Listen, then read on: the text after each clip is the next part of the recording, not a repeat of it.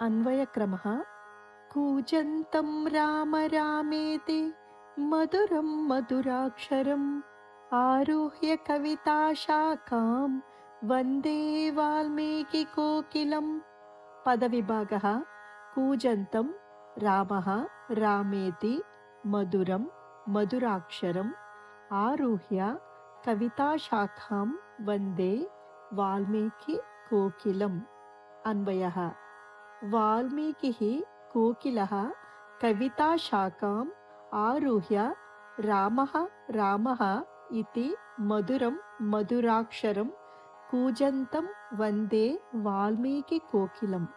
अन्वयार्थः वाल्मीकिकोकिलः वाल्मीकि अने कोकिल कविताशाखाम् आरुह्य कविता अने शाखनेक्की राम राम इति రామ రామ అనే మధురమైన మధుర అక్షరాలని కూజంతం కూస్తున్న వాల్మీకి కోకిలకు బందే నమస్కరిస్తున్నాను. తాత్పర్యం: వాల్మీకి అనే కోకిల కవిత అనే కొమ్మనెక్కి కూర్చొని రామ రామ అనే మధురాక్షరాల్ని మధురమైన కంఠంతో పాడుతున్నది. ఆ వాల్మీకి కోకిలకి నమస్కరిస్తున్నాను. ఇక్ష్వాకువంశ ప్రభవో రామో నామ జనైః శ్రుతః నియతాత్మా మహావీర్యో ద్యుతిమాన్ ధృతిమాన్ వశీ. పదవిభాగः ఇక్ష్వాకువంశ ప్రభవः రామः నామ జనైః శ్రుతः నియతాత్మా మహావీర్యः ద్యుతిమాన్ ధృతిమాన్ వశీ. अन्वयः नियतात्मा महावीर्यः द्युतिमान् धृतिमान् वशी इक्ष्वाकुवंशप्रभवः रामः नाम जनैः श्रुतः आसीत्. अन्वयार्थः नियतात्मा స్వాధీనమైన అంతరాత్మ కలవాడు, మహావీర్యః అధిక సామర్థ్యము కలవాడు, ద్యుతిమాన్ కాంతి కలవాడు, ధృతిమాన్ ధైర్య సంపన్నుడు, వశీ జితేంద్రియుడు, ఇక్ష్వాకు వంశ ప్రభవః ఇక్ష్వాకు వంశంలో పుట్టిన వాడైన రామః నామ రాముడనే పేరు కలవాడు, జనైః సామాన్య జనుల చేత శ్రుతః తెలియబడిన వాడై ఉండెను. తాత్పర్యం: పూర్వము ఇక్ష్వాకు వంశమునందు రాముడు అను పేరు గలవాడుండెను. అతని పేరు సామాన్యులకు కూడా తెలుసు. అతడు అంతఃకరణములను తన వశంలో ఉంచుకున్నాడు. మహాపరాక్రమవంతుడు, లోకోత్తరమైన కాంతి కలవాడు, ధైర్య సంపన్నుడు, ఇంద్రియ నిగ్రహము కలవాడు. తమేవం గుణ సంపన్నం రామం సత్య పరాక్రమం యౌవరాజ్యేన సంయోక్తుం ఏచ్చత్ ప్రీత్యా మహీపతిః. పదవిభాగः తం ఏవం గుణ సంపన్నం రామం సత్య పరాక్రమం యవ్వరాజేన సంయోక్తుం ఏచ్చత్ ప్రీత్యా మహీపతిః. అన్వయః మహీపతిః ఏవం గుణ సంపన్నం సత్య పరాక్రమం తం రామం యవ్వరాజ్యేన సంయోక్తుం ప్రీత్యా ఏచ్చత్. అన్వయార్థము: మహీపతిః రాజైన దశరథుడు ఏవం గుణ సంపన్నం ఈ విధమైన గుణములతో కూడిన సత్య పరాక్రమం అమోఘమైన పరాక్రమం గల తం రామం ఆ రాముణ్ణి యవ్వరాజ్యేన సంయోక్తుం యువరాజు పదవితో సంయోజనం చేయుటకు ప్రీత్యా ఆనందంతో ఏచ్చత్ కోరుకునెను. తాత్పర్యం: రాముడు ఇదివరకు చెప్పబడిన అనేక గుణములతో కూడి ఉన్నవాడు. అతని పరాక్రమము ఎప్పటికీ వ్యర్థము కాదు. అటువంటి రాముడిని దశరథుడు యువరాజు పదవిలో కూర్చోబెట్టాలనుకున్నాడు. అది అతనికి చాలా సంతోషకర విషయమై ఉండెను. తస్యాభిషేక సంభారాన్ దృష్ట్వా భార్యథ కైకేయీ పూర్వం దత్తవరా దేవి వరమేణ మయాచత వివాసనంచ రామస్య భరతస్యాభిషేచనం.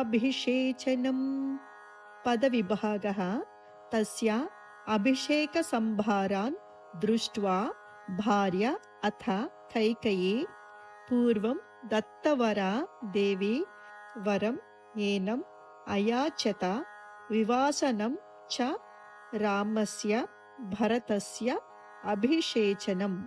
అన్వయః అథ తస్య అభిషేకసంభారాన్ దృష్ట్వా పూర్వం దత్తవరా భార్య దేవి కైకయీ రామస్య వివాసనం భరతస్య అభిషేచనం చ వరం ఏనం అయాచత. అన్వయః అథ తస్య అభిషేకసంభారాన్ దృష్ట్వా పూర్వం దత్తవరా భార్యా దేవి కైకయీ రామస్య వివాసనం భరతస్య అభిషేచనం చ వరం ఏనం అయాచత. అన్వయార్థః అథ ఆ తరువాత తస్య ఆ రాముని యొక్క అభిషేక సంభారాన్ అభిషేక ఏర్పాట్లను దృష్ట్వా చూసి పూర్వం దత్తవర పూర్వమే వరమును పొందిన భార్య అయిన దేవి కైకేయి రాణి కైకేయి రామస్య రామునికి వివాసనం వనవాసమును భరతస్య భరతునికి అభిషేచనం చ పట్టాభిషేకము వరమును ఏనం ఈ దశరథుణ్ణి అయాచత కోరెను. రాముని యువరాజ్యాభిషేకం యొక్క ఏర్పాట్లు అంతటా జరుగుతున్నాయి. అది చూసిన కైకేయి కంగారు పడింది. దాన్ని సహించలేకపోయింది. ఒకప్పుడు దశరథుడు ఇచ్చిన 2 వరాలను గుర్తుకు తెచ్చుకుంది. ఆ 2 వరాలను ఇప్పుడు ఆమె కోరింది. మొదటి వరంగా రాముణ్ణి అడవికి పంపమని, రెండవ వరంగా భరతుణ్ణి పట్టాభిషేకం జరిపించమని ఆమె కోరింది. సత్యవచనాద్రాజా ధర్మపాశేన సంయతః వివాసయామాస సుతం రామం దశరథ ప్రియం. పదవిభాగః సహ సత్యవచనాత్ రాజా ధర్మపాశేన సంయతః వివాసయామాస సుతం రామం దశరథః ప్రియం. అన్వయః సత్యవచనాత్ ధర్మపాశేన సంయతః సహ రాజా దశరథః ప్రియం సుతం వివాసయామాస. అన్వయార్థః సత్యవచనాత్ సత్యవచనము ద్వారా సంయతః ఎవరైతే బద్ధుడైనాడో సహ రాజా ఆ రాజు దశరథః దశరథుడు ధర్మపాశేన ధర్మమనే పాశము చేత ప్రియం సుతం ప్రియమైన కుమారుడిని రాముణ్ణి వివాసయామాస నిర్వాసితుణ్ణి చేసెను. తాత్పర్యం: దశరథుడు ధర్మము చేత బద్ధుడైనాడు. కైకేయికి ఇచ్చిన మాటను వెనక్కి తీసుకోలేదు. సత్యవంతుడు కాబట్టి ఆవిడ కోరికలను తీర్చడం అనే మాటకు కట్టుబడి ఆ కోరికలు క్రూరమైనప్పటికీ అంగీకరించవలసి వచ్చింది. దశరథుడికి ఇష్టమైన పెద్ద కుమారుడు రాముడు సర్వగుణ సంపన్నుడు, నిందారహితుడు. అలాంటి పుత్రుణ్ణి ఎలా అడవులకు పంపగలడు? కాబట్టి ఆ రాజు సంశయముతో వేరే మార్గం లేక అతని కుమారుణ్ణి అడవికి పంపసాగాడు. స జగామ వనం వీరః ప్రతిజ్ఞామనుపాలయన్ పితృవచన నిర్దేశాత్ కైకేయ్యాః ప్రియకారణాత్. పదవిభాగః సహ జగామ వనం వీరః ప్రతిజ్ఞాం అనుపాలయన్ పితుః వచన నిర్దేశాత్ కైకేయ్యాః ప్రియకారణాత్.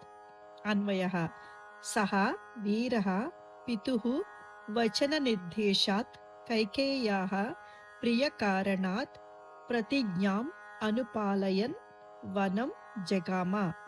అన్వయార్థః సహ వీరః ఆ వీరుడైన రాముడు పితుః వచన నిర్దేశాత్ తన తండ్రి మాటను అనుసరించి కైకేయ్యాః ప్రియకారణాత్ కైకేయిని సంతోషింపచేయుటకై ప్రతిజ్ఞను అనుపాలయన్ పరిపాలిస్తూ వనం అరణ్యమునకు జగామ వెళ్ళెను. తాత్పర్యం: కైకేయి తన 2 కోరికలు తీరినప్పుడే సంతోషపడుతుంది. ఆ విషయము దశరథుడికి సంశయగ్రస్తుని చేసింది. సత్యవంతుడిగా ఉండాలంటే కైకేయి కోరికలను తీర్చవలసిందే. అలా చేయటం వల్ల తను తన కుమారుణ్ణి అడవులకు పంపవలసి వచ్చింది. తన తండ్రి మాటలను కాదనలేక రాముడు అందుకు అంగీకరించవలసి వచ్చింది. మారు మాట్లాడకుండా రాముడు అరణ్యానికి వెళ్ళాడు. తం వ్రజంతం ప్రియో భ్రాతా లక్ష్మణోను జగామః స్నేహాద్వినయ సంపన్నః సుమిత్రానందవర్ధనః. పదవిభాగः. తం వ్రజంతం ప్రియః భ్రాతా లక్ష్మణః అనుజగామః స్నేహాత్ వినయ సంపన్నః సుమిత్రానందవర్ధనః. అన్వయః. వినయ సంపన్నః సుమిత్రానందవర్ధనః ప్రియః భ్రాతా లక్ష్మణః స్నేహాత్ తం వ్రజంతం అనుజగామ. అన్వయార్థః. వినయ సంపన్నః వినయముతో కూడినవాడు, సుమిత్రానందవర్ధనః సుమిత్ర యొక్క ఆనందాన్ని పెంచేవాడు, ప్రియః భ్రాత రాముని ప్రియ సోదరుడు అయిన లక్ష్మణః లక్ష్మణుడు, స్నేహాత్ ప్రీత్యతిశయ కారణంతో, వ్రజంతం తం బయలుదేరిన ఆ సోదరుణ్ణి, అనుజగామ అనుసరించెను. తాత్పర్యం: లక్ష్మణుడు సుమిత్రకు ముద్దుల కుమారుడు, రామునికి నచ్చిన తమ్ముడు. అన్నయ్య అడవికి బయలుదేరుతూ ఉంటే లక్ష్మణుడు రాజభవనంలో ఉండలేకపోయాడు. ఎవరు వద్దన్నా వినకుండా రామునితో అడవికి బయలుదేరాడు. కైకేయి రాముని వనవాసాన్ని కోరింది. లక్ష్మణుడు వెళ్ళాలని ఆమె కోరుకోలేదు. అయినా అన్నను అనుసరించిన లక్ష్మణుడు సౌభ్రాతృత్వానికి ఉదాహరణగా నిలిచాడు. లోకంలో ఎనలేని గొప్పతనాన్ని సంపాదించాడు. రామస్య దయితా భార్య నిత్యం ప్రాణ సమాహిత సీతాప్యనుగతా రామం శశినం రోహిణీ యథా. పదవిభాగः. రామస్య దయితా భార్య నిత్యం ప్రాణ సమాహిత సీత అపి అనుగత రామం శశినం రోహిణీ యథా. అన్వయః. రామస్య దయితా నిత్యం ప్రాణ సమాహిత భార్య సీత అపి శశినం రోహిణీ యథా రామం అనుగత. అన్వయార్థః. రామస్య రాముడి, దయిత ప్రియురాలు, నిత్యం ఎల్లప్పుడూ, ప్రాణ సమానురాలు, హితకారిణి, భార్య అయిన, సీత అపి సీత కూడా, శశినం చంద్రునిని, రోహిణి యథ రోహిణిలాగా, రామం భర్త అయిన రాముడిని, అనుగత అనుసరించింది. తాత్పర్యం: రాముడికి సీత యందు ఎనలేని ప్రేమ. రాముడు ఆమెను ప్రాణంతో సమానంగా భావించేవాడు. అదీకాక సీత ఎల్లప్పుడూ రాముడి హితాన్నే కోరేది. అటువంటి సీత రాముడు అడవికి వెళ్ళినప్పుడు రాజభవనంలో ఎలా ఉండగలదు? రాముడు లేని చోటు ఆమెకు ఎలా ఆనందాన్ని ఇవ్వగలదు? రోహిణి చంద్రుని భార్య. చంద్రుడున్న చోటే రోహిణి ఉంటుంది. చంద్రుని వెంటే ఆమె నడుస్తుంది. అదేవిధంగా సీత కూడా రాముని వెంట నడిచింది. రాజభోగాలు ఆమెను ఆకర్షించలేదు. అరణ్యంలోని దుఃఖాలు ఆమెను బాధించలేదు. రాముడున్న చోటనే నేను అనేది మాత్రమే ఆమె ఆలోచన. ఇంకొక ఆలోచన అక్కడ అవసరం లేదు. పౌరౌరనుగతో దూరం పిత్రా దశరథేన చ శృంగవేరపురే సూతం గంగాకూలే వ్యసర్జయత్ గృహమాసాద్య ధర్మాత్మా నిషాదతి పతిం ప్రియం. పదవిభాగः.